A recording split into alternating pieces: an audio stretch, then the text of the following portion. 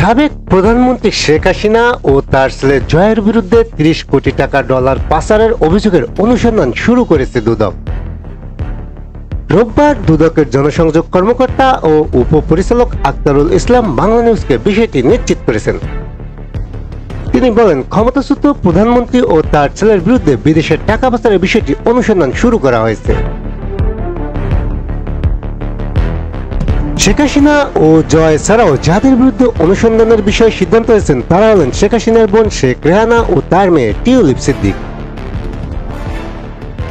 ক্ষমতাচ্যুত প্রধানমন্ত্রী শেখ হাসিনা রূপপুর পারমাণবিক বিদ্যুৎ কেন্দ্র থেকে ৫০০ কোটি ডলার আত্মসাৎ করেছেন বলে আগস্ট মাসের মাঝামাঝিতে তথ্য প্রকাশ করে গ্লোবাল ডিফেন্স কর্প নামের একটি ওয়েবসাইট।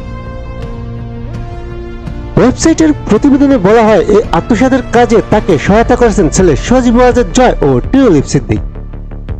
শেখ হাসিনা ও তার পরিবারের সদস্যরা রাশিয়ান কোম্পানি রোসাটমের কাছ থেকে একটি পারমাণবিক চুল্লি কেনার নামে এই বিশাল অর্থ লেনদেন করেন। তবে গত ২৫ আগস্ট রূপপুর পারমাণবিক বিদ্যুৎ কেন্দ্র প্রকল্পের সাবেক প্রধানমন্ত্রী শেখ হাসিনা ও তার পরিবারের সদস্যদের ৫ বিলিয়ন বা ৫০০ কোটি মার্কিন ডলার ঘুষ দেওয়া হয়েছিল এমন খবরকে গুজব ও মিথ্যা বলে মন্তব্য করেছেন রাশিয়ার নিযুক্ত রাষ্ট্রদূত আলেকজান্ডার মন্টিটস্কি।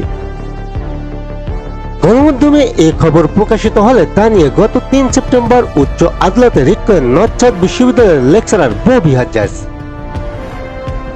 ওই রুটের শুনানি নিয়ে গত ১৫ ডিসেম্বর হাইকোর্ট রূপপুর পারমাণবিক বিদ্যুৎ কেন্দ্র প্রকল্পে শেখ হাসিনা ও তার পরিবারের সদস্যদের ৫ বিলিয়ন ডলারের দুর্নীতির অভিযোগে অনুসন্ধানে নিষ্ক্রিয়তা নিয়ে রুল জারি করেন।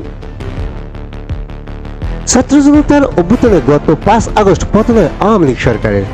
সেদিন ভারতে পালিয়ে যান শেখ হাসিনা ও তার বোন শেখ রেহানা। হাসিনার ছেলে সজীব ওয়াজেদ জয় আগে থেকেই যুক্তরাষ্ট্রে রয়েছেন, আর টিউলিপ সিদ্দিক যুক্তরাষ্ট্রের রাজনীতিবিদ।